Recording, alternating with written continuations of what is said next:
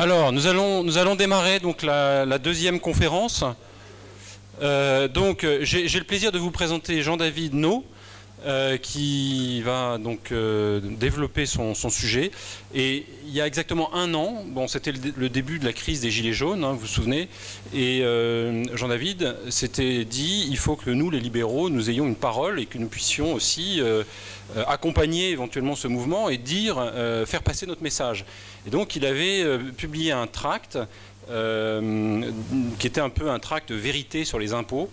Et il se trouve que ce tract a été repris sur TF1, sur Le Monde, il y a eu tout un tas de 20 minutes.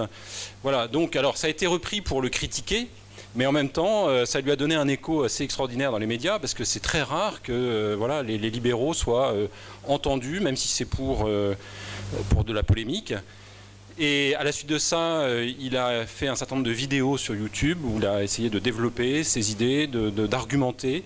Et voilà pourquoi il est là aujourd'hui et je le remercie. Merci à vous. C'est un immense plaisir d'être ici à cette tribune pour vous parler. Entre autres... Oh, pardon. C'est mieux comme ça? Vous m'entendez? Très bien. Donc, merci beaucoup de m'accueillir à cette tribune. Et bon, avant de parler de la gilet jaunerie, qui sont en fait une donnée parmi d'autres dans le sujet de mon intervention, qui sera l'inflation réglementaire et législative en démocratie. Voilà, et je vais commencer par vous donner un chiffre. Alors rassurez-vous, ça va être le seul de mon intervention, hein, je n'ai pas envie de vous perdre, de vous endormir. Et vous allez voir, il n'est même pas très précis ce chiffre, hein, c'est normal, il change tous les jours. Ce chiffre, c'est plus que 1000. Et ça correspond au nombre approximatif donc, de nouveaux textes qui ont été publiés dans le journal officiel depuis le début de l'année. Alors là-dedans, il y a un peu de tout, hein. Il y a essentiellement des décrets, des lois, des avis, des ordonnances, des choses comme ça qui viennent s'ajouter ou modifier le fatras législatif existant. Et on pourrait penser qu'il s'agit là de quelque chose de tout à fait normal, qui devrait peut-être même pas en être autrement. Et la meilleure preuve, c'est de regarder ce qui se passe quand il en est autrement. Et on regarde la Belgique, par exemple, en 2007-2008, à un moment donné, au hasard de sa politique, elle s'est retrouvée sans gouvernement. Pour donner aux Belges leur loi quotidienne. Et qu'est-ce qui s'est passé à ce moment-là? Toute la société civile en a paniqué, ils ont perdu leurs légumes, ils se sont dit, mais qu'est-ce qui va se passer? Quel cataclysme devront endurer ces pauvres Belges sans personne pour les gouverner? Et évidemment, il ne s'est rien passé du tout. Hein. Tout s'est très bien passé. Les gens, ils ne se sont pas mangés dans les rues, ça n'a pas été l'anomie ni rien du tout. Et quelques mois plus tard, les Belges ont fini par retrouver un nouveau gouvernement et donc retrouver le droit chemin, celui de l'inflation législative, qui est commun à toutes les démocraties, toutes, oui, pas une n'y échappe, pas même la Suisse. Bon, jusqu'à temps, bien sûr, que tout recommence en 2010-2011.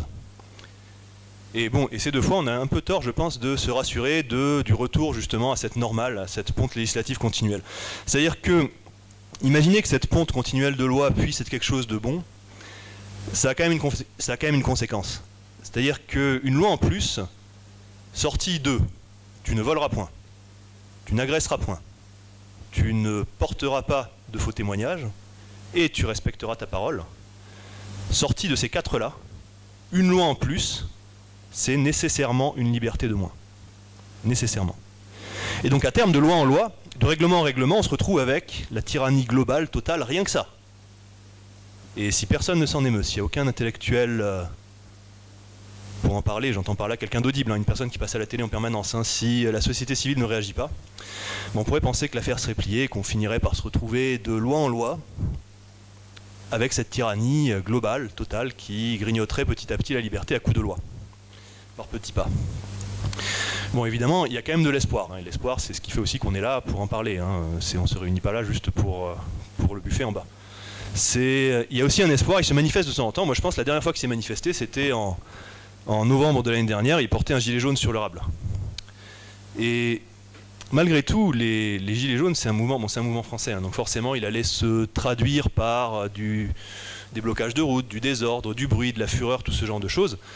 Et de fait, il a été accueilli assez fraîchement par les défenseurs de la liberté, parfois, pas toujours, mais parfois, c'est arrivé au motif que bloquer les routes, bloquer les gens dans leurs déplacements, c'est pas libéral du tout. Hein. Ça se fait pas. Hein. C'est une rupture du droit de circulation. Et c'est vrai, c'est pas libéral de faire ça.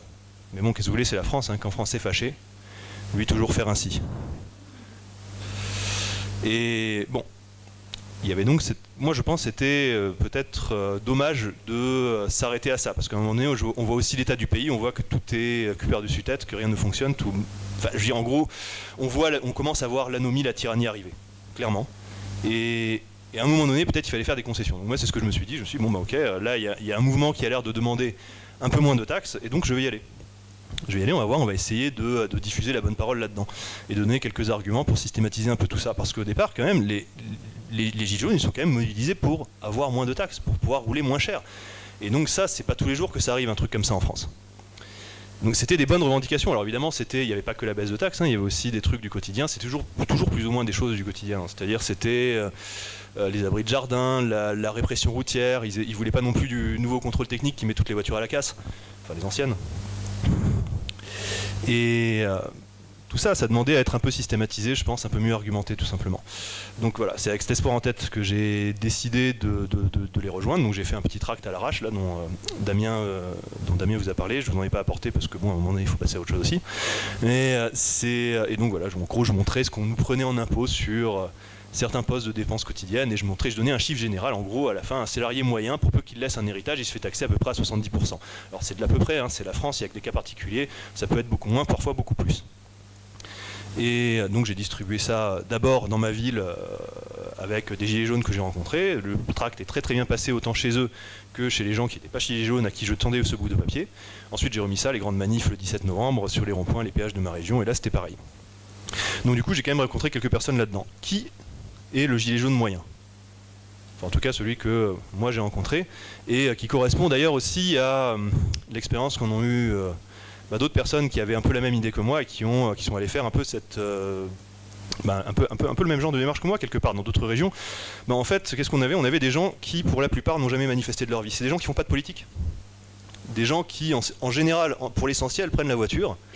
Et ce sont des gens aussi qui n'ont pas forcément cette option de la trottinette électrique, vous voyez, ou de la bétaillère de transport en commun. Ils n'ont pas cette option. Ou alors ils veulent ni de l'un ni de l'autre. Hein. Ça peut être aussi juste des gens qui aiment rouler, hein, qui aimeraient bien qu'on leur fiche la paix sur la route et ailleurs peut-être. Bon, maintenant, si on devait les mettre dans des petits tiroirs à étiquettes, qu'est-ce qu'on avait? On avait essentiellement des petits patrons, des artisans, des commerçants, des salariés. Mais en gros, c'est ce qui reste de la classe moyenne, tout simplement. Et beaucoup de ces gens, quand on parlait avec eux, c'était pas très compliqué de voir qu'ils étaient libéraux sans le savoir. C'est-à-dire que, voilà, sans trop les pousser, ils pouvaient nous sortir des perles libérales. Vraiment, des vraies perles. Alors, évidemment, déjà les trucs de départ. Il y a trop de taxes, on paye trop de taxes ici et là, que ce soit sur le carburant ou sur d'autres choses. Les commerçants, les artisans, ils nous disaient oh, travailler, ça coûte trop cher, je ne peux pas embaucher. Il y a trop de règles, trop de normes. Il y a trop de taxes. Le fait de considérer un fait divers et de se dire ah bah tiens, il faut faire une loi à l'issue, un problème, une loi, c'est un mauvais principe, c'était des choses comme ça que j'entendais. Et quand je parle de perles, il y avait aussi des vraies belles perles, des belles perles noires de Tahiti, comme par exemple des gens à qui m'ont dit, beaucoup de gens d'ailleurs, que ça pourrait être une bonne chose d'avoir un peu moins d'État-providence, de libéraliser la Sécu. Là, le tiers c'est perdant, la Sécu, retraite, chômage, de laisser le choix aux Français de s'abonner à l'organisme de leur choix. Ils me disaient, ouais, pourquoi pas, ça peut être une bonne idée. Pour tout vous dire, j'ai jamais entendu autant de gens me dire ça, hors des rendez-vous dans des cercles libéraux. Jamais. Dans la société civile. À Paris, vous n'entendrez jamais ça. Et ça, c'est des choses qui font dresser les cheveux sur la tête de pas mal de gens, je pense, quand même. Donc c'était une bonne chose, je pense, au départ, ce mouvement-là. Il y avait peut-être moyen que ça mute et que ça devienne peut-être l'amorce, l'étincelle de ce qui pourrait réenclencher ce qu'on espère tous, en fait, hein, le redémarrage du combat pour la liberté, en demandant simplement l'essentiel, moins de taxes et plus de liberté. Aussi, c'était un mouvement qui était à l'opposé exact de toutes les autres manifs. Déjà, c'était un truc spontané, qui n'était pas piloté par les syndicats, les partis, alors que les autres le sont par un mélange des deux ou les deux à la fois. C'est aussi un mouvement qui s'est fait instantanément détester par la presse. Alors bon, ça ok, c'est pas un critère qui marche à tous les coups. Hein. C'est-à-dire que parfois il y a des faux positifs. Hein. Mais bon, en général, quand même, la presse est une boussole sud. Donc quand elle condamne un mouvement par défaut, on peut se dire ah tiens, il y a peut-être quelque chose d'intéressant là-dedans. Ça marche pas à tous les coups. Mais là, je pense que c'était le cas. Là, pour ce coup-là, c'était le cas. En tout cas, ça marche très bien pour le libéralisme. Hein. Vous voyez comment ils nous traitent. Hein. Non, aussi, c'était... Mais en fait, c'est aussi... Non, c'est un surtout. C'était un mouvement d'envergure nationale. C'était la première fois depuis des décennies qu'on avait des dizaines de milliers, peut-être même des centaines de milliers de Français qui descendaient dans la rue, avec le gilet jaune sur le dos, sur le tableau de bord, pour demander moins de taxes. Quand est-ce que c'est pas arrivé, ça? Depuis quand c'est arrivé, quelque chose comme ça, où les Français descendent dans la rue pour demander moins de taxes et pas l'inverse? Moi, je crois que ça fait des dizaines d'années, hein, ça doit être au moins depuis Poujade. Bon, évidemment, tout ce que je viens de dire, ça n'a pas été vrai très très longtemps. Bah oui, hein, ça n'a pas été... Oui, en fait, le mouvement s'est fait récupérer très très vite. Hein. C'est-à-dire que, en quelques jours, le mouvement a basculé. C'est-à-dire qu'il a été récupéré par des gens qui sont des militants professionnels, des gens qui ont, à la différence des classes moyennes bosseuses de la première heure, tout le temps pour eux. C'est-à-dire qu'eux, ils ont le temps, du coup, d'organiser des réunions, et non seulement ils ont le temps de le faire, mais en plus ils savent le faire. Ce sont des gens qui sont des professionnels de la subversion, qui, donc, voilà, du coup, ils organisent l'événement, ils savent se placer, ils savent parler aux gens, ils savent cadrer une foule, ils savent imposer leurs demandes. Et si bien que toutes les demandes initiales ont été entièrement remplacées. Et puis donc maintenant, la gilet jaunerie n'a plus tout à fait le même visage. Hein. C'est-à-dire qu'on voit les demandes maintenant, c'est plus moins de taxes s'il vous plaît, c'est remettez-nous l'ISF, le SMIC à 2 milliards, réguler l'économie, faites payer les riches.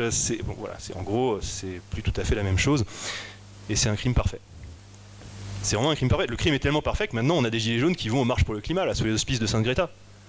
Enfin, c'est quand même quelque chose. Au départ, c'est un mouvement de bagnolards. C'est des gens qui voulaient rouler moins cher, plus vite éventuellement, avec des voitures plus vieilles. Et là, maintenant, ils vont manifester contre le CO2. Enfin, si c'est pas un retournement, je sais pas ce que c'est. Et le crime est tellement parfait que quand on interroge les gilets jaunes aujourd'hui sur ce fait, qu'est-ce qu'ils vont nous répondre? Ils nous répondent que ah non mais attends Jean-David, qu'est-ce que tu racontes là? Ça a toujours été comme ça. On est descendu pour les taxes, mais il y avait toujours cette idée sous-jacente de réaliser le communisme derrière. Il dit ça, en fait, c'est orwellien. C'est vraiment orwellien, c'est-à-dire que les demandes originales, les gilets jaunes du début, ils ont été passés dans le mémorial, vous savez, ce dispositif d'Orwell, dans lequel on met les vérités déclarées obsolètes par le régime. Ben, c'est exactement ce qui s'est passé. Donc maintenant l'espoir s'est envolé. Et donc on se retrouve avec une manif de gauche supplémentaire, un genre de nuit debout bis, qui demande les marottes habituelles de la gauche, mais qui porte en plus de ça une revendication qui fait consensus dans le mouvement, dont j'ai pas encore parlé. Cette revendication, c'est le RIC, le référendum d'initiative citoyenne. Enfin bon, en gros, un référendum, l'idée c'est de faire un référendum qui permettrait de voter littéralement n'importe quoi. C'est le RIC en toute matière, c'est comme ça qu'ils l'appellent. Et ça, ce truc-là, ça fait à peu près consensus dans le mouvement. Hein. C'est quelque chose, oui, parce qu'ils le voient un peu comme la revendication ultime. C'est la revendication qui encapsule toutes les autres. C'est-à-dire que si on a un problème, une envie, il suffit de déclencher un RIC dessus. Et si la majorité l'emporte, à ce moment-là, on le réalise. Ou alors on revote jusqu'à temps qu'on l'obtienne, j'imagine. Bon, le RIC, donc, c'est une usine à loi. Et je sais que dans notre famille politique, philosophique, il y a des gens qui défendent le référendum, qui défendent la démocratie directe. Et c'est normal, ils le font au titre que ce genre de mesure pourrait être bienfaisante. Et elle pourrait l'être, effectivement, par exemple, pour abroger une mauvaise loi ou un projet de loi, virer un mauvais dirigeant. Pour faire ce genre de choses, effectivement, on pourrait imaginer qu'un RIC puisse être bienfaisant pour réduire les lois, réduire les taxes, augmenter les libertés. C'est très possible. Malheureusement, le RIC, c'est à double tranchant. C'est-à-dire qu'avec cette chose-là, on devient littéralement le gouvernement. Et on peut voter n'importe quoi. D'ailleurs, c'est ça qui plaît beaucoup à ses défenseurs. Bah oui, c'est la vraie démocratie. C'est la démocratie du peuple, le pouvoir du peuple par le peuple pour le peuple. Et c'est plutôt ça qu'ils ont en tête. Bon, le problème maintenant, c'est que qu'est-ce que ce RIC, pour trancher un peu entre les deux options, c'est-à-dire l'option optimiste qui pourrait être défendue ici et là pour dire bon ok, ça on pourrait aller vers plus de liberté, et la version pessimiste que je viens d'exposer qui serait justement celle qui irait pour réaliser le communisme typiquement. Comment on tranche entre les deux? Qu'est-ce que met en valeur le RIC? Est-ce que c'est la voix de la raison ou la voix de la majorité? Bon, c'est évidemment la voix de la majorité. Maintenant, est-ce que la voix de la majorité, c'est forcément la voix de la raison? Bien sûr que non. De temps en temps, la majorité se trompe. Et quand la majorité se trompe, ça peut durer très longtemps. Si on regarde l'esclavage par exemple, permanence de l'humanité pendant des millénaires, il faut attendre le milieu du 19e siècle pour que finalement cette horreur soit abolie et que au moins plus personne en Occident ne défende cette chose-là. Et dans l'intervalle, il n'y a pas eu tant d'avocats que ça de la liberté. Il y en a eu, mais on les compte quand même à peu près sur les doigts d'une main ou peut-être de deux mains. Ceux qui ont percé dans les bouquins en tout cas. Bon, on a aussi l'intervention économique, le subventionnisme, le protectionnisme, les nationalisations. Alors tout ça, ça plaît beaucoup aussi, hein, c'est très populaire ça aujourd'hui, hein, parce que des sophismes économiques comme l'esclavage, il y en a des tas. Des sophismes économiques et sociaux, il y en a des tas qui ont cours chez nous. Par exemple, voilà, celui nationalisation, subvention, etc. Alors ces choses-là qui plaisent beaucoup à ceux qui en bénéficient, mais qui sont évidemment au prix d'un empêchement de tous les autres qui ne peuvent pas démarrer une activité concurrente, au prix de tous ceux qui voudraient bien consommer autre chose comme service, qui sont bloqués, qui sont obligés d'enrichir en fait ces entreprises qui deviennent des zombies économiques. Ça, c'est très populaire aujourd'hui. Il suffit de regarder ce qui s'est passé avec l'aéroport de Paris dernièrement. Hein. Je veux dire, on avait une grosse moitié de la France qui aurait voulu s'opposer à la privatisation de la chose. Le contrôle des prix, extrêmement populaire aussi. Le SMIC, c'est un minimum des prix. Comme tous les minimums des prix, il provoque du gaspillage. Là, en l'occurrence, c'est un gaspillage humain. Ce sont des gens qui n'ont que leurs bras à louer. Et leurs bras se retrouvant trop chers par rapport au minimum légal fixé par l'État, ben ces gens-là, ils se retrouvent sur le carreau. Et ça aussi, c'est très populaire. D'ailleurs, chez les Gilets jaunes aujourd'hui, les questions, une des revendications, c'est augmenter le SMIC. Et au-delà du petit coup de pouce annuel. Hein. Donc, vous voyez, sur des sujets comme ça, des RIC peuvent tout à fait aboutir. Évidemment, des sujets comme ça, il y en a plein d'autres. Hein, on en a tous dans notre tête. Le RIC, le référendum, est populaire chez les Gilets jaunes. Et il n'est pas que populaire chez les Gilets jaunes, il est également populaire ailleurs. C'est un peu normal d'ailleurs dans un moment comme celui-là que traverse notre pays, qui est un moment de contestation généralisée des élites quelque part. Vous voyez, c'est tout.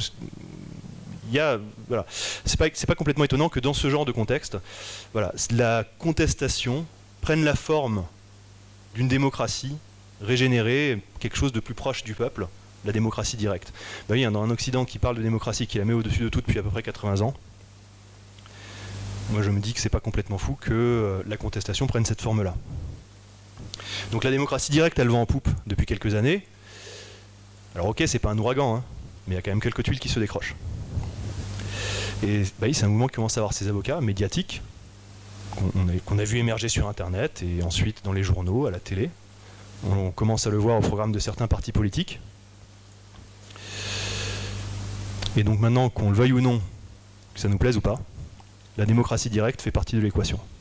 Donc il faut en parler.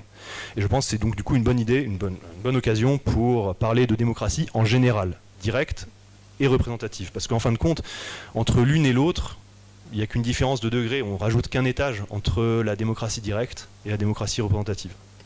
On ajoute un intermédiaire, c'est tout, mais en termes de principe, c'est exactement la même chose.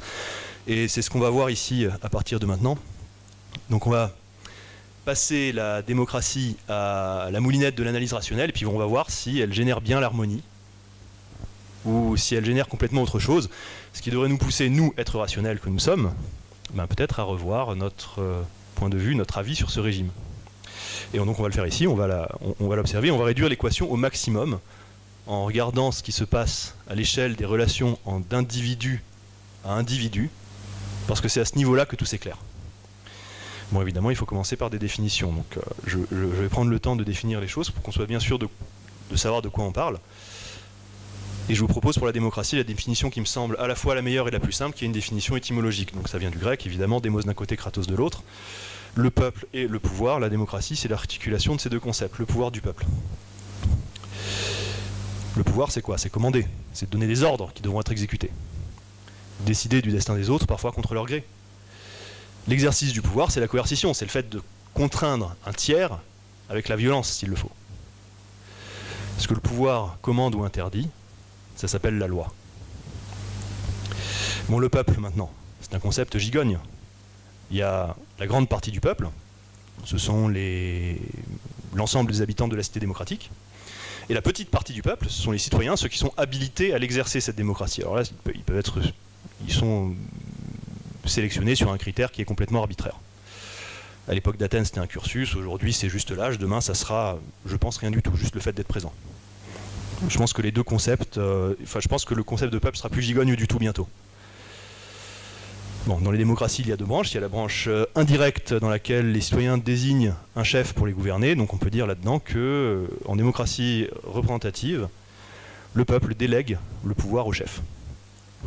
Démocratie directe, la seconde branche, les citoyens gouvernent directement depuis l'Assemblée. Et là-dedans, on peut dire qu'en démocratie directe, les citoyens délèguent le pouvoir aux citoyens majoritaires de l'Assemblée. Bon, dans les deux cas, la fonction du régime, c'est de pondre des lois. Hein. Donc on reste dans l'inflation législative quand même avec ce truc-là. Bon, on a vu que dans les deux branches, la délégation de pouvoir est au centre du concept. En fait, c'est là-dessus que tout repose. C'est ce qui fonde la légitimité du pouvoir démocratique. Donc il faut examiner ça maintenant. Qu'est-ce que c'est qu'une délégation? C'est l'extension à une tierce personne d'un pouvoir qu'on possède déjà légitimement en tant qu'individu. En fait, c'est missionner un tiers. Hein. C'est lui demander de bien vouloir exécuter quelque chose pour notre compte. Et sur quoi ça repose? La délégation essentiellement sur la propriété privée, qui est le fait de se réserver la jouissance exclusive de quelque chose. Et ça, c'est bien évidemment un concept valide, hein, puisque si on voulait argumenter contre, mais à ce moment-là, il faudrait l'accepter. Oui, il faut penser l'argument dans notre tête, il faut inspirer l'air dans nos poumons, ensuite l'expirer en faisant vibrer nos cordes vocales, et enfin articuler le sophisme ultime, et prouver qu'on est propriétaire de toutes ces choses, hein, évidemment, nous, pas le voisin. Donc la propriété privée fait bien partie de la définition, c'est valide, et on peut revenir à cette histoire de délégation et poser un cas concret. Si je possède un vélo, par exemple, je peux décider de le repeindre, ou de déléguer un tiers la mission pour qu'il le fasse. Ça, effectivement, il n'y a aucun problème, c'est mon vélo, je fais ce que je veux avec. Bon, maintenant, si je considérais le vélo du voisin, par exemple, est-ce que je pourrais faire ça? Est-ce que je pourrais déléguer à un tiers la mission de le repeindre et d'aller taguer par exemple le radio-volontarisme sur le cadre? Non, je peux pas faire ça. Il y a un truc qui cloche là-dedans, c'est normal. Ça porte un autre nom, une action comme ça, une action qui interfère avec les choix du voisin par rapport à ce qu'il avait choisi de faire de son vélo. Bah, c'est du vandalisme. Pour que ce soit pas du vandalisme, il faut impérativement l'accord du voisin. En fait, il faut que le voisin m'ait délégué la mission de le faire. Vous voyez, c'est bien foutu cette histoire. C'est qu'on peut effectivement déléguer uniquement ce qu'on possède déjà légitimement. Sans quoi on tombe immédiatement dans une autre catégorie, en l'occurrence là c'est le vandalisme. Bon, qu'est-ce qu'on fait en démocratie? En démocratie, on prétend déléguer à un chef, à l'Assemblée des citoyens, le pouvoir de faire des nouvelles lois qui devront être obéies. On prétend déléguer un pouvoir, celui de commander au reste de la société, de donner des ordres qui devront être exécutés, de décider du destin des autres, des choses qui leur appartiennent à leur place. En d'autres termes, on nie la propriété privée d'un tiers. Maintenant, à l'échelle d'individu à individu, qu'est-ce que ça donne? En démocratie indirecte, on a le citoyen Pierre qui délègue au citoyen Paul, devenu président de la République, la mission de repeindre le vélo du citoyen Jacques Bonhomme, par exemple. Et en démocratie directe, on a les voisins de ce même Jacques qui se délèguent à eux-mêmes la mission de repeindre son vélo. C'est complètement vous cette histoire. Autrement dit, en démocratie indirecte, la sécurité des propriétés du citoyen dépend uniquement du bon vouloir de quelques-uns qui disposent de tous les pouvoirs une fois en haut du cocotier. Et en démocratie directe, ben notre Jacques Bonhomme, qu'est-ce qu'il est devenu là? Il est devenu actionnaire minoritaire de son propre vélo. Et dans les deux cas, sa propriété privée peut être violée à tout moment, n'importe quand, sur un simple caprice du chef de l'Assemblée. Et un truc comme ça, évidemment, c'est complètement absurde, puisque dans les deux cas, on prétend déléguer un pouvoir que personne ne possède légitimement en tant qu'individu, un pouvoir de coercition sur un tiers, en l'occurrence. Donc cette histoire de délégation, ben, il n'y a qu'une seule conclusion qui s'impose à partir de là, c'est que c'est un mythe. La pierre angulaire de la démocratie, cette délégation qui la rendrait légitime, s'effondre naturellement. Bon, évidemment, on pourrait me faire une objection à ce niveau-là. À ce stade, on pourra me dire, oui, mais attends, quand même, ton Jacques Bonhomme, il est quand même consentant pour faire partie de la démocratie. Mais cette objection-là, elle repose sur une mauvaise compréhension du consentement. C'est-à-dire que le consentement d'un homme, il se mesure à sa capacité à éviter ce qui lui arrive dans la figure. Et à partir de là, on peut tracer des catégories. Il y a ce qui relève du consentement qu'on peut éviter. Par exemple, le mariage. Si on consent à se marier, évidemment, on peut répondre non à la question fatidique. Et dans ce qui ne relève pas du consentement, on a la loi naturelle, par exemple, la loi naturelle de l'homme, le sommeil. On ne consent pas à s'endormir, non, c'est un état physiologique, c'est notre corps nous l'ordonne à un moment donné, il nous commande de s'endormir, donc on s'endort. Évidemment, il n'y a rien de scandaleux à ça. Il y a la loi naturelle de notre environnement, la gravité. On ne peut pas dire qu'on consent à rester bêtement collé les pieds au sol alors qu'on pourrait voler dans les airs en battant des bras. Non, ça c'est pas vrai, c'est une composante universelle de notre environnement, on n'y peut rien, on s'y soumet. Là non plus, il n'y a rien de scandaleux. Maintenant, il y a la dernière catégorie, c'est ce que les autres ont décidé pour nous. Et là c'est le voleur. C'est le voleur, c'est le mec qui vient avec un pistolet, il vous le met sous la tempe, ou alors il vient dans votre dos, il vous prend le portefeuille comme ça. Est-ce que vous avez consenti à lui donner le portefeuille dans un cas ou dans un autre? Non. Non, sinon c'est pas du vol. La définition du vol, justement, c'est de s'emparer quelque chose d'un autre sans le consentement de l'autre. Donc, qu'est-ce qu'on fait en démocratie? Quelle est la catégorie? On va vérifier. Notre citoyen test, là, Jacques Bonhomme, est-ce qu'il est vraiment consentant dans cette histoire? Ben, s'il l'était, il pourrait éviter les décisions de la démocratie. Il pourrait choisir de ne pas se faire repeindre son vélo. Et ça serait très bien, mais malheureusement, c'est pas ce qui se produit. Et c'est une preuve suffisante pour établir qu'il n'est pas consentant dans cette histoire. En fait, il n'a pas l'option de la neutralité. Qu'est-ce qui lui arrive? Mais en fait, il se fait agresser, tout simplement. Bon, et puis évidemment, en démocratie, dans les vraies démocraties, on fait bien autre chose que de repeindre des vélos. Donc cette démocratie est fondée sur un raisonnement qui est complètement faux, absurde. Cette prétendue délégation de pouvoir à quelques chefs à l'Assemblée, c'est une chose impossible. Les individus qui prétendent déléguer ce pouvoir ne le possèdent évidemment pas à titre individuel, donc ça ne marche pas. Et les conséquences de cette erreur de raisonnement sont immenses. S'arroger un pouvoir sur les propriétés des autres, ça s'appelle le vol. S'arroger un pouvoir sur les autres personnes, qui sont évidemment propriétaires d'elles-mêmes, ça s'appelle un assaut, c'est une agression, c'est un viol, un assassinat, c'est l'esclavage, c'est dans ces catégories-là que ça tombe. Qu'est-ce qu'on obtient avec ça? En démocratie indirecte, on observe des foules qui supplient les chefs d'aller voler le voisin en leur suppliant de recevoir une part du butin. Et en démocratie directe, alors là c'est encore mieux, on a une bande d'individus qui se regroupent et qui décident de pratiquer le vol en bande organisée. Et ce qu'il y a de singulier dans cette histoire, c'est que les victimes sont les membres les plus faibles de cette bande de voleurs. En fait, c'est une meute de loups qui se mangent entre eux. Voilà ce qu'est la démocratie, directe ou pas, c'est une machine en fait à faire des lois qui contredisent par nature le droit de propriété. C'est une machine qui prétend organiser la société, organiser l'harmonie, mais qui réalise en fait l'exact inverse, la prédation, le désordre. Et le pire dans cette histoire, c'est que la démocratie, c'est quelque chose qui est extraordinairement tentant d'utiliser. C'est une tentation fabuleuse.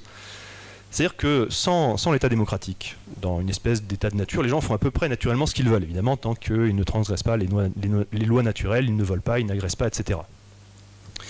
Bon, le problème, c'est qu'on n'est jamais vraiment certain de ce que nos semblables vont décider. Ça, on ne sait pas. Est-ce qu'ils vont consommer notre service plutôt que celui d'un autre? Est-ce qu'ils vont se lancer dans l'industrie, dans les arts, donner aux pauvres qui ont faim, ceux qui sont malades? On ne sait pas tout ça. Et nous, de notre côté, on a toujours un besoin à satisfaire. Bon, par chance, la variété immense des besoins et des compétences humaines font qu'en général, on a aussi toujours quelque chose à vendre. Et c'est plutôt une bonne chose, comme ça, on peut organiser l'échange, qui permet par une espèce de coopération volontaire de satisfaire autant nos besoins que ceux des autres. Donc échanger avec les autres, c'est ce qui permet d'avoir la belle vie, de s'acheter une Porsche éventuellement, si on est très bon à ça. Et je pense même que c'est requis. Pas forcément de s'acheter une Porsche, mais au moins l'échange. Évidemment, pour que ça fonctionne, il faut que nos besoins correspondent à ce que les autres proposent à la vente, évidemment, et que la réciproque soit vraie. Et le problème, c'est que ça, on l'ignore. Or, cette ignorance peut donner un petit parfum d'incertitude, d'aventure à la vie. Vous voyez ? Et ce parfum-là, il peut être entêtant et angoissant, d'autant plus entêtant et angoissant qu'on n'est pas forcément très très confiant dans la qualité des services que l'on met sur le marché. Vous voyez, parce que le consentement des autres est évidemment requis pour obtenir quelque chose d'eux, dans cet état de nature. Et le consentement, il a toujours un prix, bien sûr, hein, c'est celui du service qu'on rend en échange. Et certains prix sont naturellement extraordinairement élevés, il y en a même qui sont infinis. Hein. Parfois, les gens ils disent non et on pourra pas leur faire dire oui. Ça donne des prix infinis. Bon, la démocratie maintenant. On a vu qu'elle permet de voter des lois qui contredisent le droit de propriété des gens. Et donc, de se passer de leur consentement. Autrement dit, l'échange librement consenti en démocratie, il est mis en concurrence avec l'option de l'action politique, et à ce moment-là, les citoyens sont soumis à une alternative. Cette alternative, c'est soit de payer le prix de ce qu'ils désirent, sachant que ça va leur demander de gagner le consentement de l'autre, en faisant des efforts qui seront peut-être considérables. Ils devront travailler, ils devront négocier, ils devront faire toutes sortes de choses qui leur prendront du temps, de l'énergie. Et l'autre option, ça serait de trouver un nombre suffisant de copains qui désirent à peu près la même chose d'eux, et de voter de concert à l'Assemblée pour amender la loi, faire du lobbying sur un chef élu, suivre un candidat qui leur promettra ce qu'ils désirent. En fait, la démocratie augmente artificiellement ce coût de l'échange libre en donnant l'illusion aux citoyens qu'il existe une alternative viable et que cette alternative valable, ce serait la loi. Et le problème, le nœud de cette tentation, c'est que, bon, on n'est pas des machines, hein, on est le produit peut-être de centaines de milliers d'années d'évolution, et puis on a tous un cerveau archaïque, un cerveau reptilien dans lequel il y a l'homme archaïque. Alors lui, tout ce qui l'intéresse, c'est d'avoir des ressources et de transmettre ses gènes. Il ne s'embarrasse pas de l'éthique, hein, c'est la fin justifie les moyens pour lui. Hein. Le vol, ça peut être une bonne stratégie pour accumuler des ressources. Alors nous, on le cloisonne, hein, on met les cloisons de l'éthique autour. Mais de temps en temps, il tambourine dessus. Et il va nous dire des insanités, il va nous dire, mais là, regarde les ressources de l'autre, là. T'as vu, il a une belle voiture, prends-la, tu vivras un jour de plus, avec ça, tu pourras voir un peu plus loin et peut-être même transmettre tes gènes. Vas-y, fais-le. Si tu as la force, c'est bon. En démocratie. C'est très possible d'avoir la force. C'est très facile, il suffit de voter, il suffit de convaincre les gens. Et quelque chose comme ça, c'est un contexte auquel il est un peu difficile de résister. Ouais, là, c'est la survie qui est en jeu. C'est celui qui nous dit « prends les ressources, sinon tu risques de mourir ». Donc c'est très tentant, quelque chose comme ça. Et dans ces conditions-là, les purs deviennent rares. Bon, évidemment, les choses ne sont jamais dites de façon aussi crue et de façon aussi claire. C'est-à-dire qu'entre le moment où on lâche la bride de l'homme archaïque et le moment où son action se manifeste dans la réalité, quand même, on aura pris soin un peu de l'habiller, on va pas le laisser courir avec son pagne et sa massue partout. Non, on va le maquiller, donc on va l'habiller, et du coup, l'empêchement, l'obligation, le vol, la spoliation, toutes ces choses-là, on va les transformer en autre chose. Ça va devenir une action de bienfaisance quelconque, un programme d'utilité publique. Par exemple, les riches doivent payer leur juste part. Les pauvres doivent avoir un logement décent. Le salarié doit être protégé, l'environnement sauvegardé, ce genre de programme. En tout bien, tout honneur, bien sûr. Et on est alors soumis, en démocratie, avec cette tentation-là de se constituer avec les ressources des autres et naturellement sans leur consentement, un petit matelas de ressources, législatives qui permettra d'avoir des ressources réelles, bien sûr, et donc d'améliorer sa situation, de mettre un peu de beurre dans les épinards. Et tout le monde est tenté par ça. Il n'y a pas grand monde qui y échappe. Hein. Les pauvres, c'est les parachutes, hein, ça va être le RSA, les allocs, ce genre de choses. Les grosses entreprises, ce seront les boucliers protectionnistes, les régulations, les normes à rallonge, ce qui les protège des petits nouveaux. Les petits nouveaux, eux, ça va être des choses comme l'aide à la création d'entreprises, des statuts particuliers qui leur permettront de démarrer, mais pas de devenir un gros. Le statut d'auto-entrepreneur, par exemple. Et les classes moyennes. Parce que nous aussi, on est tentés. Hein. Nous, ça va être le droit du travail, la protection des locataires, ce qui permet de stabiliser une situation, par exemple. Et c'est ainsi que l'existence de ce pouvoir spoliateur excite l'envie des spoliés de s'y associer d'une façon ou d'une autre pour récupérer une partie du butin. Après tout, il n'y a pas une raison de se faire tout le temps voler, on entend en croquer un petit peu de temps en temps. Et c'est facile de faire ça, il suffit de voter. Et c'est d'autant plus facile qu'après, on peut se regarder dans la glace. Tout le monde trouve ça normal. Bon, maintenant que j'ai dit ça, quand même, il y a aussi un autre aspect à la tentation. C'est-à-dire que la tentation législative ne concerne pas que les appétits égoïstes des particuliers, des entreprises. Non, cette option-là, elle titille aussi chez pas mal de gens quelques cordes, des cordes sensibles, celles de la vanité et de la démesure. Et lorsqu'elles les altèrent, lorsqu'elles sont pincées, ces cordes, à ce moment-là, ces gens, ils vont se métamorphoser petit à petit. Ils vont changer. Alors d'abord, c'est leur vocabulaire qui va changer, il va se réduire. À la fin, ils pourront plus dire que 2 mots seulement. Alors le premier, c'est yaka, et le deuxième, c'est évidemment faucon. Ensuite, c'est leur perception qui change. Et là, leurs yeux, ils leur verront des images de moins en moins précises, et puis à la fin, pareil, il n'en restera plus que 2. Ça sera la démocratie, déjà, ils la verront, et bizarrement, elle aura la forme d'un marteau. Et le reste du monde, lui aussi il va un peu changer de forme, il ressemblera évidemment à un clou qui sera à la mesure du marteau. Lorsque la métamorphose est achevée, on obtient un bel imago, enfin bel je sais pas, mais on obtient en tout cas un démiurge constructiviste. Je pense que je vais déposer ce taxon. Voilà, donc les démiurges, eux, ils n'envisagent pas d'utiliser la démocratie égoïstement comme une vulgaire pompe à ressources. Non, eux, ils sont bien au-dessus de ça. Eux, ce qui les intéresse, c'est le bien de la société. Ils veulent la guérir de ses maux. Ils regardent amoureusement le marteau qu'ils voudraient un jour tenir et pouvoir enfoncer le clou du reste du monde, justement pour le soigner. Bon, évidemment, ces gens-là, ils n'ont pas besoin de la démocratie pour émerger. Hein. Mais la démocratie, c'est un terreau fertile pour eux. C'est-à-dire que c'est quand même un régime qui susurre à l'oreille que chaque citoyen, chaque citoyen est législateur. Chaque voix compte. C'est un homme, une loi. Pardon, un homme, une voix. Et un homme, et peut-être cette voix, elle pourrait devenir une loi qui s'imposerait à tous. Dans ces conditions, c'est pas complètement fou de considérer qu'il puisse y avoir quelques métamorphoses d'individus normaux qui deviendraient quelque part, sous brève échéance, des démiurges constructivistes. Et à ce moment-là, s'ils sont assez nombreux, c'est l'ingénierie sociale qui prend le relais. Et s'ils sont assez nombreux, de fait, tout devient politique. Il n'y a plus rien qui échappe. Et en fait, c'est mai 68 qui a gagné. Hein. Il nous disait à l'époque tout est politique. Et bien là, on y est. C'est un problème, une loi. Et là, même les trottinettes électriques doivent avoir leur code des trottoirs ou je ne sais quoi. Je crois qu'ils ont gagné là. Hein. Ça me paraît indubitable. Quand on en est là, la démocratie se retrouve sur la voie rapide de l'autoroute infernale pavée de bonnes intentions. Bon, je ne sais pas si on est encore à pleine vitesse, mais je pense qu'on a tous remarqué ici que la tyrannie s'est quand même pas mal accélérée depuis quelques temps.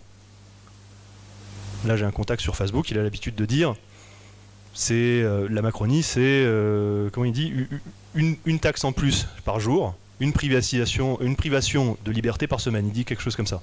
Je trouve que ça résume assez bien la situation. Bon, évidemment, quand on en est là, les problèmes qui prétendent être résolus, évidemment, ils ne le sont pas. Hein. Je veux dire, les programmes du gouvernement, en général, ils réalisent l'inverse du but affiché, ils coûtent de plus en plus cher, et ils marchent de moins en moins bien. Je ne pense pas qu'il y ait d'exception d'ailleurs. Je vais quand même donner quelques exemples pour illustrer, parce que ça peut paraître un peu péremptoire, même si je pense que dans cette assemblée, on sera à peu près tous d'accord. La pauvreté. L'État ne l'a pas résolu. Hein. L'État-providence prétend sauver les pauvres, leur donner un filet de sécurité, mais en fin de compte, il réalise l'exact inverse. C'est une usine à pauvres, ce truc-là. Oui, pour faire exister l'État-providence, il faut des taxes. Sur qui est-ce qu'on lève les taxes? On va les lever sur les gens qui bossent, les entreprises, les gens qui créent des richesses.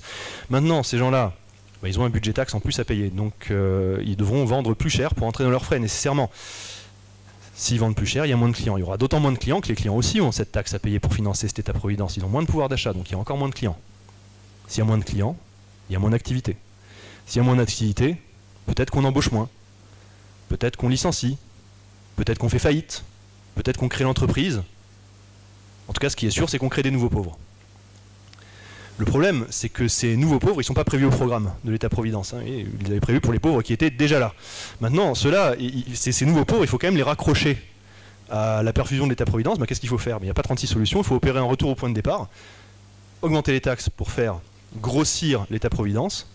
Les taxes sur qui on les prend? Sur les gens qui bossent, les entreprises, les gens qui créent des richesses. Et on génère exactement les mêmes effets. Jusqu'à temps qu'il n'y ait plus personne à taxer et que tout s'effondre. Et que sans alternative, s'il n'y a pas d'alternative, c'est potentiellement un scénario d'anomie. C'est des gens qui pillent des magasins, ça, dans la rue. Ce truc-là, ça doit cesser. C'est un cercle vicieux qui doit cesser. Il doit être arrêté en douceur impérativement.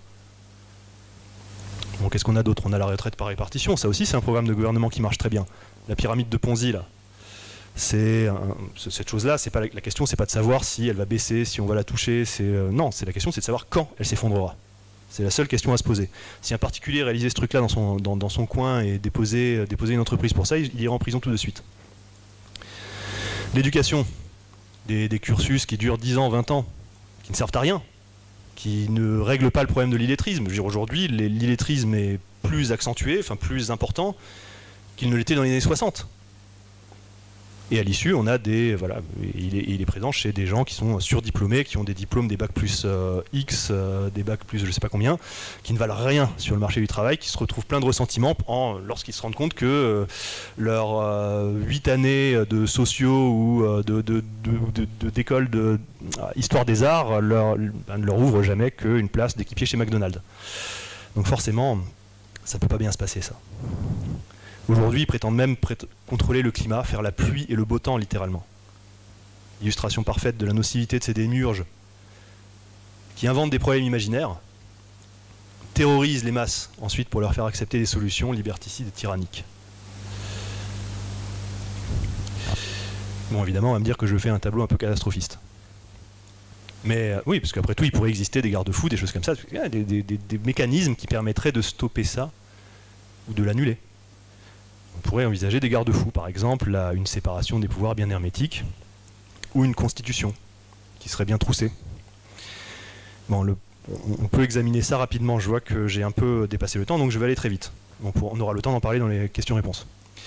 C'est déjà la séparation des pouvoirs, donc le fait de séparer le pouvoir en différentes instances, législatives, exécutives et judiciaires, ce truc-là, c'est un argument contre la démocratie.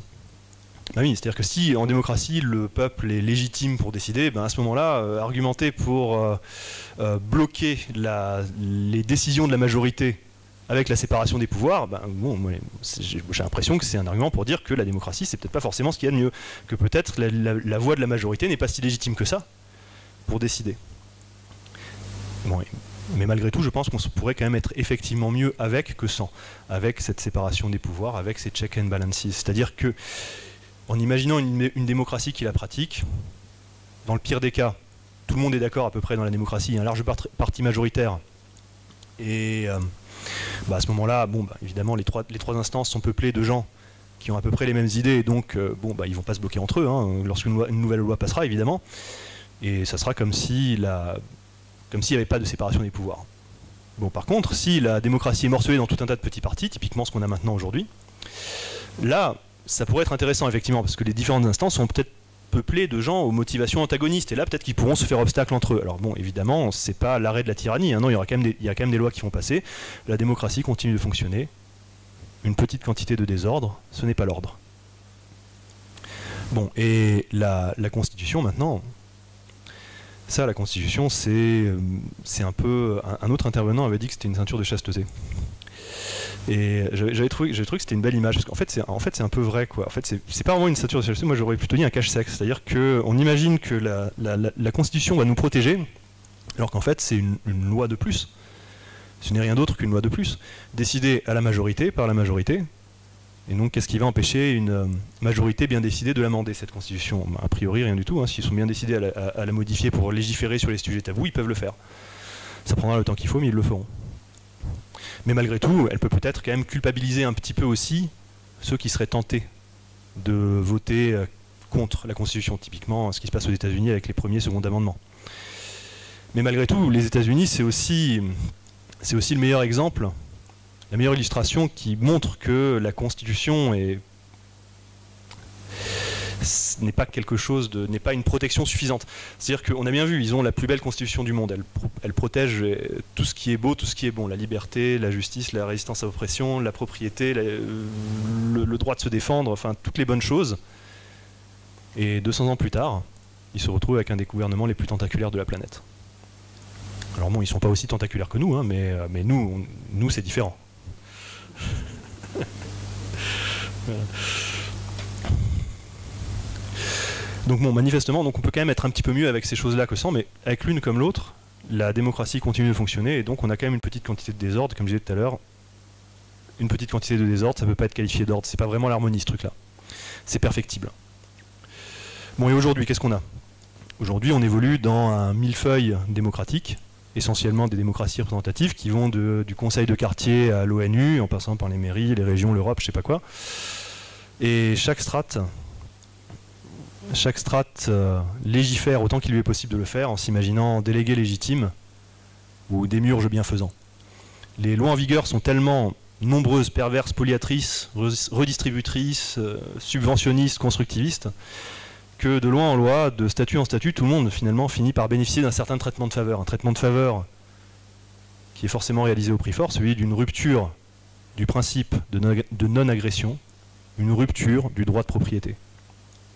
Et ces privilèges sont addictifs. On s'habitue extrêmement vite au flot de nouvelles ressources. Oui, si on espère une allocation quelconque pour, je sais pas moi, mettons, rouler dans une voiture essence plutôt que dans une voiture diesel, oui, le jour où cette allocation fout le camp, on va être embêté. C'est addictif. C'est une drogue dure en fait. Les citoyens des démocraties, ils ne sont pas seulement victimes d'un système spoliateur, ils en sont aussi le carburant. Ce sont eux qui demandent toujours plus de privilèges aussi, en ignorant parfois oui, on peut supposer qu'ils ne le savent pas, mais à un moment donné, je pense qu'aussi certains coups cachés sont sciemment ignorés, c'est-à-dire que parfois c'est aussi la cupidité, la voracité qui s'expriment lorsqu'on demande un privilège supplémentaire. Ils deviennent dépendants, ces gens-là. Dans la population, dans les médias, les universités, chez les intellectuels en vogue, attention, toujours pareil, je parle pas je parle juste seulement des gens qui passent en permanence à la télé. Dans la société civile en général, la démocratie est un paradigme. On en demande toujours plus, jamais moins. En matière de fiscalité, de législation, c'est la même tendance. On en demande toujours plus et jamais moins. C'est jamais moins de taxes, plus de liberté, c'est toujours l'inverse. Vous avez remarqué les problèmes qui sont mis en valeur par les médias, les seules réponses qui sont proposées par les différents intervenants, c'est toujours à base de taxes ou de régulation. Mais parce que nos sociétés sont infestées de démiurges constructivistes. Ils se dissertent, ils se disputent en permanence sur la meilleure façon de cornaquer les individus à l'aide de la baguette législative, qu'ils espèrent tous tenir à un moment donné, ou à défaut influencer. C'est-à-dire qu'il y a un combat qui se joue en fait, et ce combat, c'est celui de la coercition. C'est pas la coercition contre la liberté, malheureusement, c'est la coercition des uns contre la coercition des autres. Chaque faction cherche à s'emparer du haut du cocotier, au sommet duquel siège la mitrailleuse, pas pour la démanteler. Non, seulement pour la pointer dans une direction, sous les acclamations des autres restés en bas. Et là-dedans, les défenseurs de la liberté sont un peu aux abonnés absents. Mais en même temps, c'est normal, on n'est pas très nombreux. Malheureusement, évidemment, il y a encore un espoir, évidemment, parce que, comme je disais tout à l'heure, on ne perdrait pas le temps de venir ici sinon. C'est-à-dire que l'idée que le gouvernement ne devrait pas légiférer en permanence, à tout propos, l'idée que la loi ne devrait servir qu'à sanctionner le caractère sacré de la propriété, cette idée-là, elle est révolutionnaire, à plus d'un titre. C'est-à-dire que déjà, elle déshabille complètement l'État, ses suppôts, et elle les montre pour ce qu'ils sont, des parasites. Et ensuite, elle est d'autant plus révolutionnaire qu'elle implique nécessairement de se débarrasser de la démocratie, qui fait clairement pas partie de la solution, mais plutôt du problème, puisqu'elle fait obstacle au droit de propriété. Dire quelque chose comme ça, c'est impopulaire. Et c'est d'autant plus impopulaire que la bienséance politique est dictée par nos adversaires, par les adversaires de la liberté, les partisans du chaos. Des gens qui, à terme, ils nous mettront dans les camps, peut-être. Donc, que faire? Qu'est-ce qu'on fait? Bon, déjà, il faut arrêter d'avoir peur. Il faut arrêter d'avoir peur de déplaire. Et donc, on peut nommer l'ennemi. On peut nommer ce qui pose problème. En l'occurrence, c'est la démocratie. On peut dire, enfin moi en tout cas, je dis autant que je peux sur ma chaîne et ailleurs, non, la démocratie fait partie du problème, pas de la solution. On peut le dire. C'est pas scandaleux de dire ça. C'est puisque quand on décortique le problème et qu'on l'analyse rationnellement, on voit bien que ça tient pas debout cette histoire. Donc pourquoi est-ce qu'on s'attache à ce totem? Il n'y a aucune raison rationnelle de le faire. C'est impopulaire. Donc il faut s'en emparer. Parce que nous, libéraux, on est à peu près les seuls à défendre la raison et ces beaux enfants que sont la liberté, la justice, l'éthique. On a la cure du cancer en fait. On a vraiment la cure du cancer. On est entouré de cancéreux. On a la cure du cancer et ils disent « Ah non, je ne veux pas de la chimio, ça va faire mal. » Voilà, c'est ça qu'ils nous disent. On a la cure du cancer, noblesse oblige, on doit faire un pas dans la mêlée. On doit s'impliquer, on doit trouver un moyen de diffuser cette cure à la multitude. Bon, qu'est-ce qu'on fait? Comment on fait? Il faut que la révolution atteigne une masse critique. C'est pas facile, parce qu'il faut qu'elle percole dans suffisamment d'esprit et qu'elle tombe à un moment donné sur un esprit qui sera suffisamment charismatique pour la propulser en orbite. Cet esprit charismatique, il n'est pas encore arrivé, à ma connaissance. Pas en France en tout cas. Et pour atteindre ce but, je pense modestement qu'il faut un peu adapter nos tactiques. C'est-à-dire que ce qu'on fait aujourd'hui, c'est-à-dire lire les auteurs, les classiques, rééditer, connaître par cœur les arguments des uns des autres, réaliser des essais, des cours en ligne, c'est très bien. C'est une très bonne chose à faire parce que ça permet de former des bons intellectuels, ça aiguise des arguments, ça donne des clés de compréhension rationnelles. C'est une très bonne chose. Et on a besoin à un moment donné d'intellectuels pour gagner un débat. Le seul problème, c'est que même lorsqu'on ratiboise les arguments de l'adversaire dans un débat, on a tous une expérience comme ça, on remarque que ceux d'en face restent sur leur position. Ils font exactement comme si on n'avait rien dit. Dans le meilleur des cas, on obtient peut-être un effet interrupteur. Vous voyez, c'est vous transmettez l'information à la personne en face et il vous dit « Ah ouais, c'est intéressant, ouais, c'est pas con ça ce que tu dis. Ouais, je vais y réfléchir. » Et 30 secondes après, il vous dit « Oui, mais les routes. » Ou « Oui, mais la sécu. » Je pense qu'on a tous une expérience comme ça à différents niveaux, pas forcément avec les routes, hein, bon, après tout, avec d'autres sujets. Mais c'est normal, en fait. C'est tout à fait normal que les gens ne soient pas touchés par les arguments, parce que les gens sont touchés par les arguments que lorsqu'ils le décident. Les gens ne sont pas forcément très rationnels pour ça, c'est normal. C'est rare de décider quelque chose comme ça, parce que pour accepter l'argument d'un autre, il faut lui donner une certaine autorité. Il faut lui accorder une certaine autorité. Et ça, un truc comme ça, c'est pas à nous que ça va arriver. Hein. Rappelez-vous, hein, l'ultralibéralisme, c'est le mal. Donc si on ne peut pas les toucher par l'argument, comment on fait? Je pense qu'il faut trouver une porte dérobée. Cette porte dérobée, c'est peut-être autre chose. Ça peut être l'humour, l'émotion, la beauté des arts, l'évasion d'un conte. Ce qui constitue une culture, en fait. C'est-à-dire que les avocats de la liberté ont en général de très bons intellectuels, même en général, je pense même les meilleurs. Il n'y a aucun doute là-dessus. Mais il n'y a pas véritablement de culture libérale. J'entends par là culture populaire, bien sûr, comme il en existe une dans le monde anglo-saxon, vous voyez. Dans le monde anglo-saxon, ils produisent de l'art, effectivement. Ils ont leur code, leur mème, leur art, leur humour. Ils ont cette chose qui leur permet de se rassembler, qui leur donne ces bornes quelque part, ces signes de reconnaissance. Aux États-Unis, en Angleterre, les avocats de la liberté font des audiences immenses. Sur les réseaux, ils font mieux que CNN souvent. Ils parviennent à toucher la jeunesse et le lambda en parlant sans jargon. Avec humour, ils parviennent à encapsuler leurs arguments dans une histoire, un court-métrage, un documentaire, une chanson.